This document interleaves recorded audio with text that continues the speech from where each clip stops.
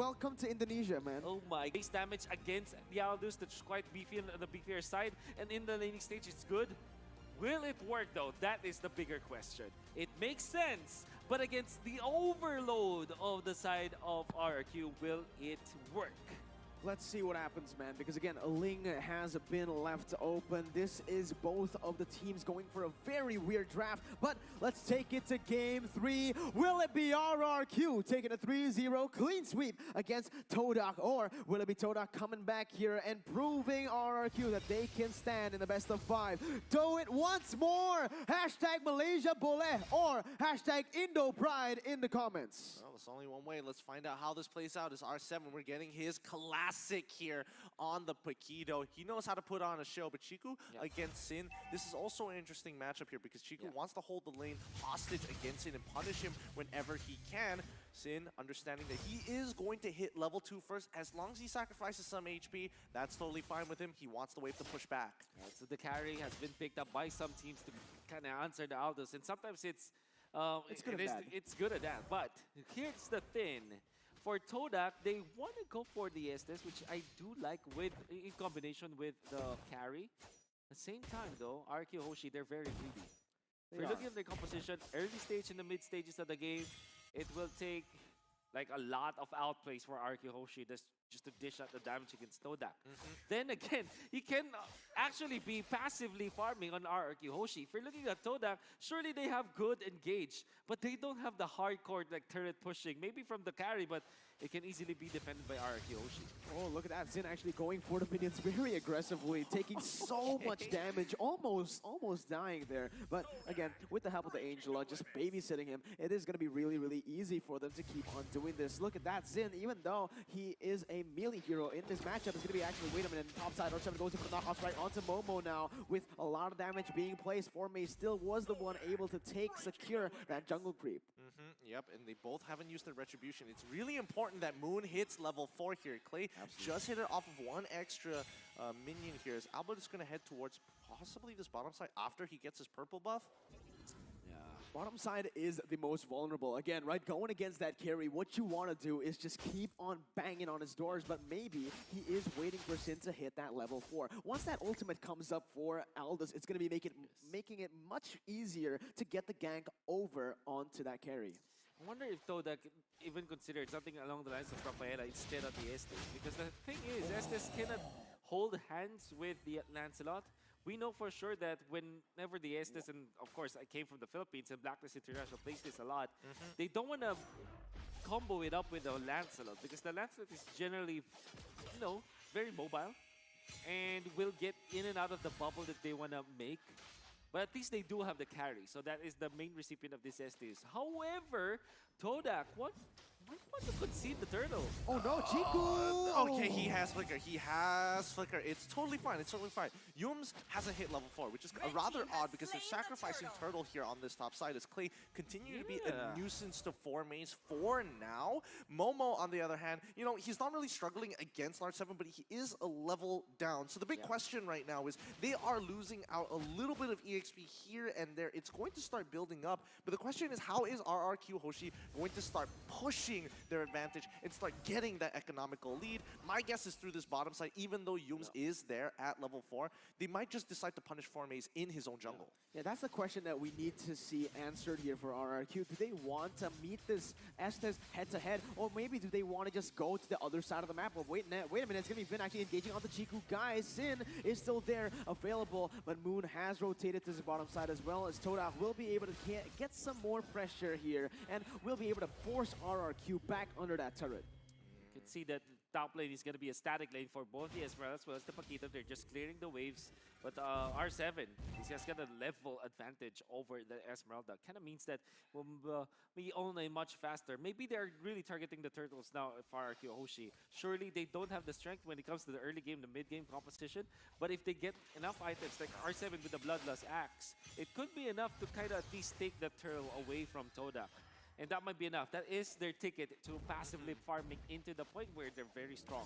Oh, Albert though, he's jumping in onto 4maze, forcing the Phantom Execution. He might just go for this again and again. It's going to be the Tempest Blaze knocking in, and that is going to be a lot of damage placed. First blood by Razor in the 4th minute, but it might be not enough. It's going to be Momo jumping into the falling Star Moon all the way, getting the kill, and Xin is going to be forced to back out. But in the bottom side is an all-out war once again as Chiku tries to deal some damage, tries to get the healing done. He's still able to survive. That is the first item with nature coming in, but the damage will not be enough. It's going to be Chiku running out and the mid lane turret taken away. Yum saves his life with an Aegis and tops Chiku back up to 50% of his HP. Wow, that was a very quick lane swap here, as in he's tired of this. He's like, give me a beetle, give me anything. I need to get back into this game.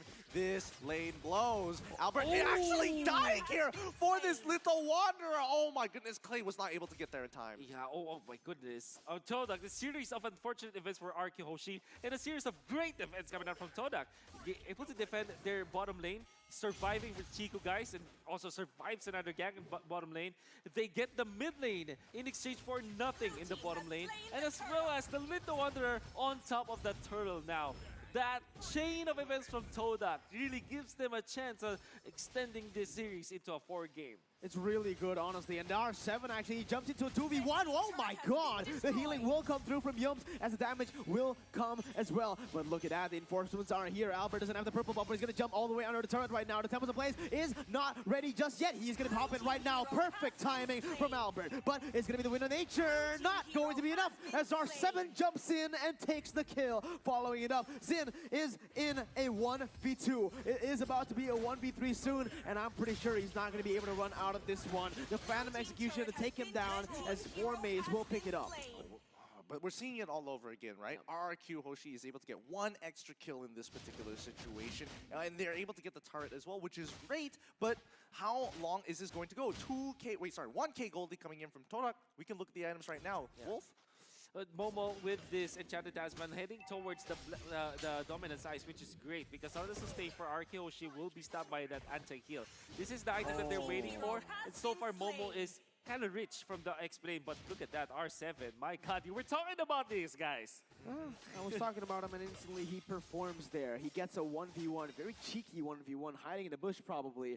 And Chiku just gets completely wiped out, but wait a minute, it is already the hard guard. Albert goes under the turret. What is this? He keeps on going, and he survives. R7 with a backup. How do they make these plays happen? But it might be a little bit too much, then they can chew. Oh my god, Todak going into the backside. R7 is going to get taken down. Killing Streak picks up by 4maze. He's looking for more right now. As Vin gets chunked to a quarter of his health taken away, but it is still Todak with the initiation. I tell you how they were able to do it. The first time that Albert did that play, diving under the turret against 4maze, he was successful, but this time 4maze knew the timing on how Albert wants to approach it and dodged it with the Phantom Execution perfectly well. Look at that, retribution. Really nicely done, really nicely done. Quick drive-bys here. That's all they want, but they're also keeping Sin in check here. As long as Albert's getting disturbed by the rest of the team, 4 of them in a matter of fact, while the hard guard is still down, they can start getting in these advantages. For example, Turtle, which Rrq do not want to go in for because Vin doesn't have his ult.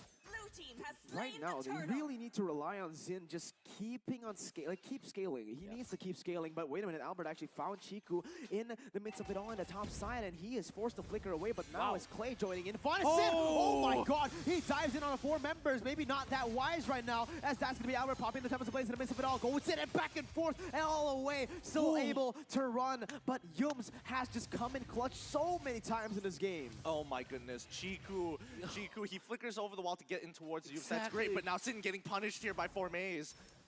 The 4maze really respecting the fact that Albert can be there and did not push his luck. And Chiku, guys, actually flickered not deeper into his turret up top, but going into the area of the Estes. And wow, Albert dancing with death.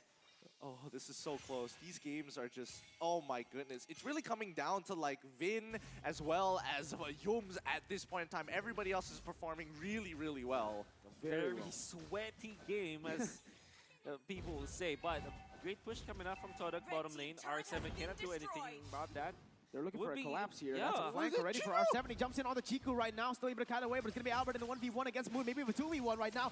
Base, he jumps to the backside. Clay still able to flicker away. Albert keeps on going. Black Shoes has been popped. Is it going to be Albert in a 1v3 outplaying? It doesn't seem like it, but he gets away. But again and again, Todak use all this as a distraction to take the objectives. Yeah, I mean, they're getting the objectives, but let's not forget that Sin is currently hard farming up on that top side. He doesn't realize he can keep on pushing on for another turret as Rrq have to deal with the amount of pressure that Todak is putting on them as 5 now. Oh man, the strength of Todak. The ultimate bonding experience is coming through, but there will be a defense from Rrq Hoshi. Here's the thing, right? Todak is able to just get so much out of the map to the point where they have now a 3,300 gold lead. If they continue to do this, maybe get the Lord and then eventually take over the jungle of Rrq Hoshi, there might be not enough real estate for Sin to work with, as well as Albert. Again, they have to share this. It's a very greedy draft coming up from Rrq Hoshi. I'm not entirely sure if it will work, but at the same time, Todak is not making it work.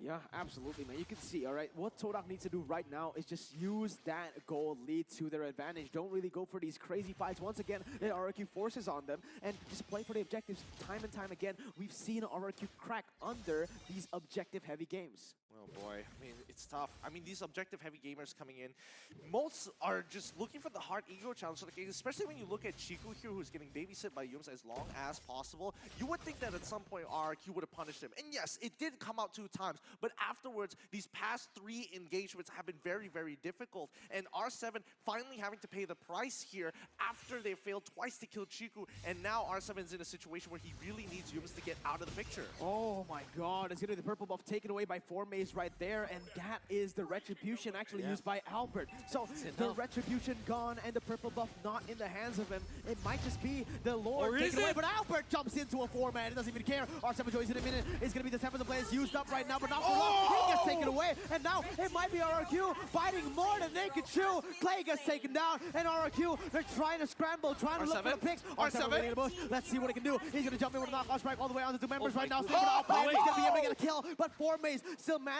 to jump back and forth. Phantom Execution does no damage on the Zin. He might be able to outplay it, and Rrq with all of it under it, he's still able to kite away, but the side laners for Rrq doing absolutely everything for this team. Oh my god, that was crazy! What a long fight. Rrq Hoshi, they had no rights to fight under the Lord because they didn't have the Retribution Albert, but they did anyways. But they were their main focus was the heroes anyways. They didn't want to take the Lord, they just focused on heroes. However, Todak with good plays, good dodges, as well as, you know, the damage coming out from enough to really last up until the tail end of that fight. Beautiful. That was absolutely beautiful, but wait a minute, another fight that goes on here. Albert jumps in on 2 members right now. That's Yum. That's not the target you want to go on, but Tiku is going to be targeted by Sin. Albert in the midst of it all, still able to kite away for now, but look at him, how? How do you survive? And that is a fight where Rrq gets a 1-for-0. Momo jumps in once again, but how does these fights keep on happening? Oh, that's everything. Oh my I think this is good for Rrq Hoshi because they know for a fact Chiku has run out of time, and more importantly, he is still on cooldown for that Winds of Nature, so they want to press that advantage to go for this 1-for-nothing trade. To all due fairness, Todak, they capitalized on the fact that Albert actually missed the Retribution onto that purple buff, so he didn't have a purple buff in this case. However, they still want to fight. Rrq Hoshi are just plain out crazy at this point. Well, this is the Rrq aggression. Look at him. He's going in blind on 3 members, and he's still able to out-damage 4 Maze. What is that? Albert keeps on making it happen, and Sin joins it back in under the turret. Winter Truncheon has been used, but look at Sin. He is ferocious, and they will keep on going. He survived under the dive. A 3-for-0 for the King of Kings. Oh my god. Oh my god. They've closed down that gold gap. They punished Todak 2 times within that period. It's nuts. I don't know. I don't know. Albert just face checks and he wants to, and now Momo is gonna get punished here. He gets shoved away so far, but Chiku, he's scaling so well. We got to see the items at some point. We need to know what exactly is happening. Because of the fact that, I mean, the sustain coming up from Rrq Hoshi is just insane. Even if the fact that there's already dominant size on the side of Todak, they still get a purple buff in the end. That fight in the mid lane, they didn't have the purple. They don't have the best kit to dive under the turrets of Todak, but they still did. My God. Don't look at me, Wolf. I'm speechless. Don't look at me. No. That is illegal. I swear. Illegal. How? It's Todak favor on had, Vin. no. Firstly, Todak had the objectives. They had the gold lead. They had everything set for them. Ling didn't have the purple buff. How? And he face checks the push against 3 members of Todak. Still gets out in the end. I don't understand what is happening, but at least Rrq Hoshi are taking advantage of this sustain coming out from both the Matilda as well as the Angela. They have favor on Vin. Well, that is one of the go-to blessings anyways for the roamer for Angela. But even with that factor, it's even crazier to think that Rrq Hoshi just... Oh, they're going back in again. Oh my God, Xin is coming in. Moon gets taken down. Xin trying to deal some damage on the Chiku, guys. And that's going to be it. He's going to get taken down. And look at the blaze from the baby alien. He's going to lead the charge with that. A 3-for-0 once again. They're walking out as a full Big Daddy squad here. They're just running through the members of Todak, and especially going so deep in. They are going to get everything else. Oh, Momo, he's in so much trouble here. There's nothing much he can do. There is nothing much anyone could do against this team. What do you need to do, Rrq? They keep forcing everything to happen. And look, all the gold, all the turrets, it doesn't matter. Albert's just gonna dive onto 4 maze, under the base. What is this? They didn't even take the inhibitor turret, but the brains, the balls, and the craziness of Rrq keeps on shining. They're playing at Rrq space. They're in their heads right now. Todak, they can't take a second to breathe. Moon has not been able to get his ult off in time in multiple rounds. This is the second time in this game which he gets 1 shot and not even having an opportunity, even though there were clear moments where he could have used his own ult. He needs a breather. If I had $1, every time Albert just pops the 3 blade combo when you pop the Tempest of Blades, my God, I probably would be a millionaire. Well, not literally. But you see what I'm trying to get at. This guy is just so masterful with this hero. And I guess this translates to also the mastery of the Rrq Hoshi squad with that hero as well. It's not just one player having the mastery of the Ling. It's the entire squad that knows the limits of the hero themselves. And they put the trust into Albert, and Albert, as well as the rest of the Rrq Hoshi, are just way too confident in this game because they know their limits.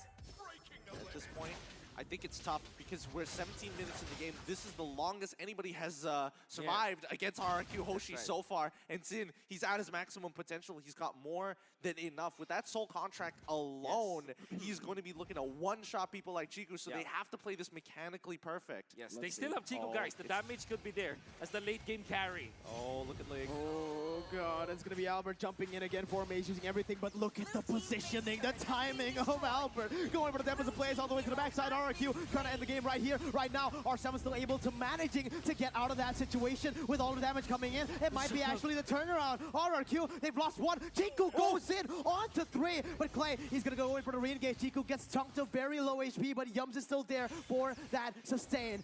Todak still managing to survive another time here. Yeah, Chiku, guys, the damage is not to be disrespecting at all. Do take down the Rrq Hoshi. Albert smelled blood as Formaze already popped the Phantom Execution, and he knows that the way that that Formaze was able to dodge his initiation was because of that ultimate. The openings are there. The openings are definitely there, but Todak have finally kind of like gotten their breath of fresh air that they needed. They've been tunnel visioning really hard to the point of kind of losing track of their own gameplay. But Todak, once they get into this high ground defense, they snap out of it again. So it's back down to the 50-50, but Rrq have a significant lead when it comes down to overall map play. I think that Todak, knowing that there's only one base building left to their base, might be even beneficial to their team. They only have to defend their base for now, keep the waves out of there, and maybe funnel Rrq Hoshi into the point where they will overcommit in front of the carry. It is still true that Rrq Hoshi's lineup is melee based. They do have their tools to they have their invulnerability frames courtesy of the Tempest of Blades, and they also have the gap closers. But the point is, this carry is still still deals so much damage. Please use the black shoes. Oh my goodness. Oh, but they might go for the re-engage here. Clay forced to use the Winner's Truncheon. Todak might go and collapse, and that's going to be the kill picked up. Albert though, he's jumping to the back line. He's going to go in for the 4v5. Still able to run away for now with a hard guard, but it's going to be Todak on that damage, on that initiation. They're looking for the base right now. It might be over, actually. Rrq, might they have made a mistake here in the last minutes of the game? So far, you're still able to defend, but that was huge for Todak.